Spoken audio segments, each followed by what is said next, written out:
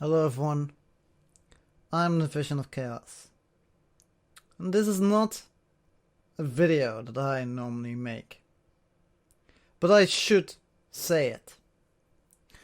Recently, large social media sites such as Twitter, Facebook and even YouTube have found themselves guilty of censoring videos that are speaking out against terrorism and in turn Islam.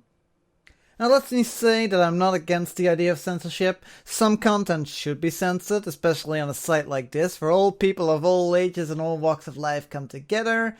You know, pornographic content needs to be censored from little children, and illegal content needs to be taken down. Now, of course, I am someone who prefers to have the freedom to say what I want, and, I would never endorse silence of public discourse.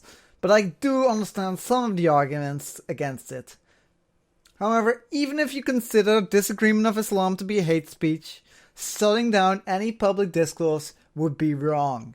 And I hear you saying, but, disagreeing with Islam is racist.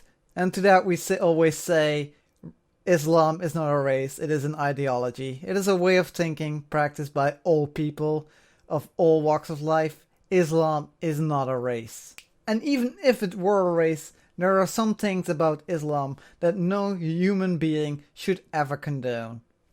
Violence and tyranny.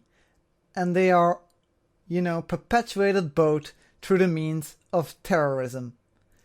Even if you are an established Muslim who does not agree with the viewpoints of ISIS or any other terrorist group like it, you can still not deny that they're using the Quran as a way to justify the level of hatred and violence that's going on in this world, that's happening each week. And silencing discourse about it is not going to stop these religious zealots. In fact, they might even see it as a silent acknowledgement that you're justifying their cause. I would even go as far that silencing discourse about violence is even worse than the violence itself, because it's almost an admission that speaking out against the violence is in some way wrong. And not only that, by drowning out dissent, you're letting violence and tyranny just wash over you and you're doing nothing to resist. Even if you are a Muslim on the Western world, those terrorists will still kill you, for you are on the outside group.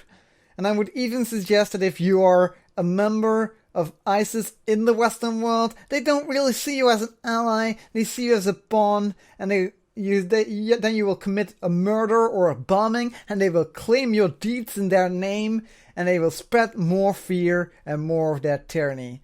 But at that point, your damage is already done, and you're most likely dead, and you don't have anything to say about it anymore. However, if you disagree with me on any of these points, this video on YouTube allows you to respond to me and any of my viewpoints. But if you, take down a video like this, there's no responding, there's no discourse anymore, it'll just be drowned out.